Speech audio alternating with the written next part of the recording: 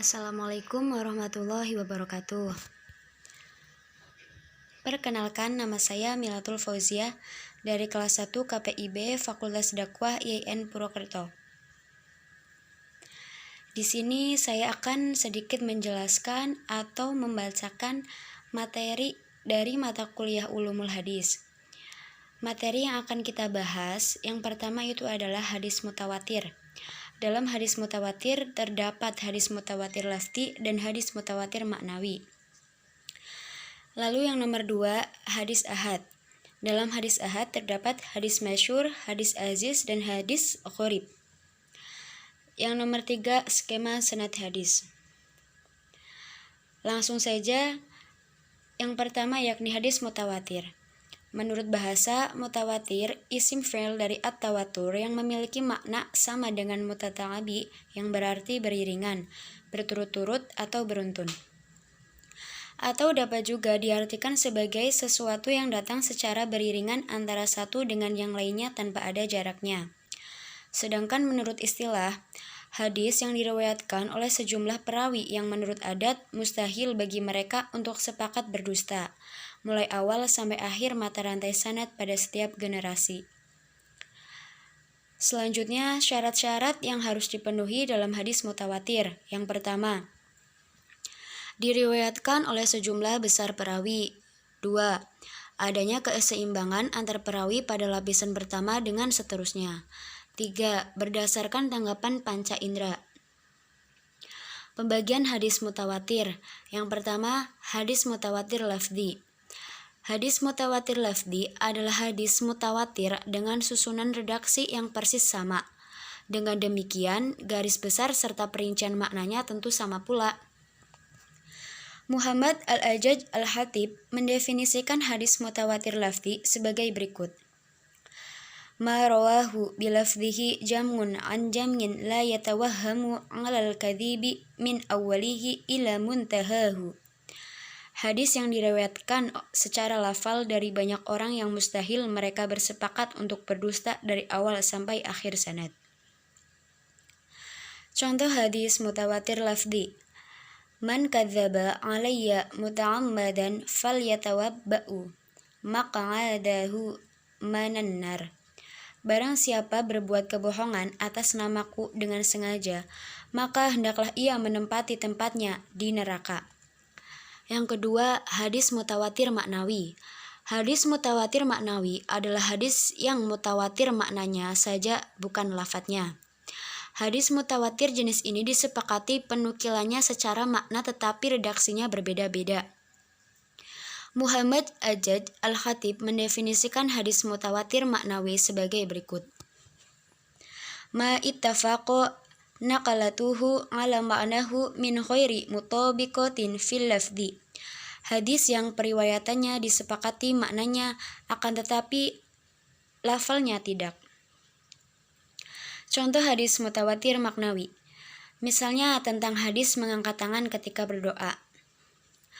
Ma rafa'a sallallahu alaihi wasallam biyadaihi hatta ruwiya biyadu ibtaihi fi syai'in min dungaihi illa fil istisqa, muttafaqun alaih. Nabi Muhammad sallallahu alaihi wasallam tidak mengangkat kedua tangan beliau dalam doa-doa beliau selain dalam sholat istisqa, dan beliau mengangkat tangannya hingga tampak putih-putih kedua ketiaknya. Selanjutnya, hadis ahad.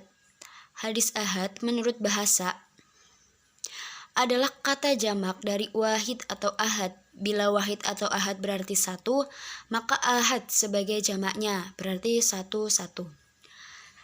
Sedangkan menurut istilah, hadis ahad adalah hadis yang diriwayatkan oleh satu, dua, atau sedikit orang yang tidak mencapai derajat mutawatir. Hadis ahad dikategorikan sebagai hadis zani as-subut. Hadis ahad mempunyai sisi gelap yang memungkinkannya untuk ditolak atau diabaikan dan tidak diamalkan. Pembagian hadis ahad.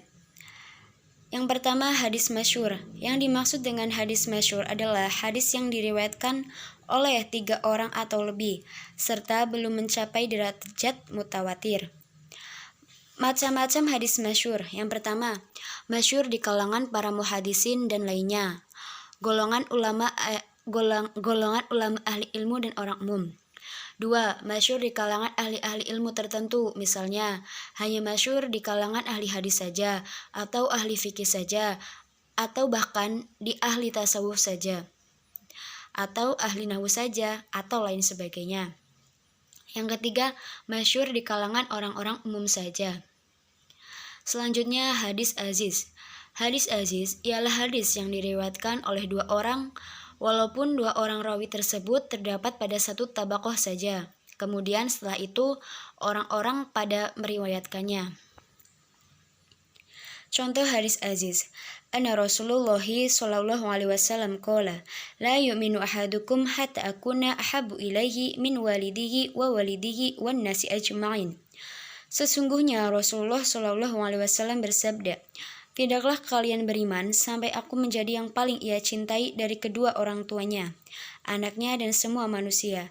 Hadis riwayat Bukhari dan Muslim. Selanjutnya hadis gharib.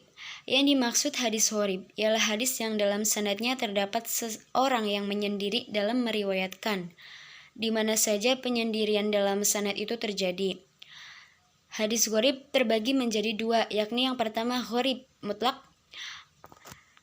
Gharib mutlak ialah apabila penyendirian rawi dalam meriwayatkan hadis itu mengenai personalianya, maka hadis yang diriwayatkan disebut gharib mutlak. Yang kedua, gharib nisbi.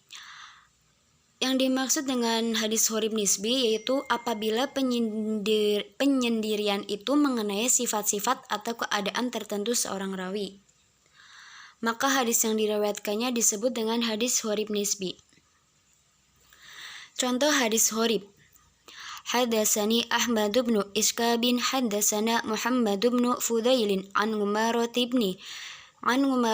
bin Qaqai an Abi Zur'ata an Abi Hurairah radhiyallahu an qala an-nabiy sallallahu alaihi wasallam kalimatani habibatana illa rahman khafifatani 'alal lisani saqilatani fil mizani subhanallahi wa bihamdi subhanallahil azim.